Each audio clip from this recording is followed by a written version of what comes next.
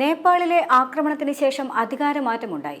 പ്രധാനമന്ത്രി കെ.പി. ശർമ്മ ഒലി സ്ഥാനത്ത് നിന്ന് രാജിവെച്ചു. ഇപ്പോൾ നേപ്പാളിന്റെ മുൻ ചീഫ് ജസ്റ്റിസായ സുശീല കാർക്കിയെ ഇടക്കാല പ്രധാനമന്ത്രിയാക്കി. പ്രശസ്ത ജഡ്ജിയും പ്രശസ്ത എഴുത്തുകാരിയുമായ സുശീല കാർക്കിക്ക് ജനറൽ ജിയുടെ പിന്തുണയും ലഭിച്ചിട്ടുണ്ട്. 5000-ലധികം ആളുകളുടെ ഒരു യോഗത്തിൽ മിക്ക അംഗങ്ങളും സുശീല കാർക്കിയുടെ പേര് അംഗീകരിച്ചു. ജഡ്ജിയായിരിക്കെ സുശീല കാർക്കി അഴിമതിക്കെതിരെ മാത്രമല്ല ഭീകരതയ്ക്കെതിരെയും ശക്തമായ നിലപാട് സ്വീകരിച്ചിട്ടുണ്ട്. അതുകൊണ്ടാണ് അവർ ജനറൽ ജിയുടെ ആദ്യ തെരഞ്ഞെടുപ്പായി മാറിയതും 73-ാം വയസ്സിൽ നേപ്പാൾ രാഷ്ട്രീയത്തിലെ ഒരു പ്രമുഖ മുഖമായി മാറിയതും. 1952-ൽ വിരാട് നഗറിലെ ശങ്കർപൂരിലാണ് സുശീല കാർക്കി ജനിച്ചത്. അവരുടെ പിതാവ് ഒരു കർഷകനായിരുന്നു. 7 സഹോദരങ്ങളിൽ മൂത്ത മകളായിരുന്നു സുശീല.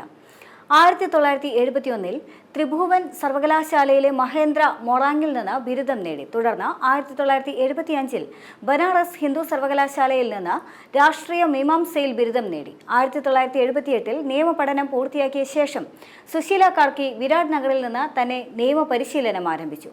സുശീല കാർക്കി പ്രശസ്ത നേപ്പാൾ കോൺഗ്രസ് നേതാവ് ദുർഗാ പ്രസാദ് സുബോദിയ വിവാഹം കഴിച്ചു. ഇരുവരും ബനാറസ് ഹിന്ദു സർവകലാശാലയിൽ വെച്ച് കണ്ടുമുട്ടി. അതിനുശേഷം അവർ വിവാഹിതരാവുകയായിരുന്നു.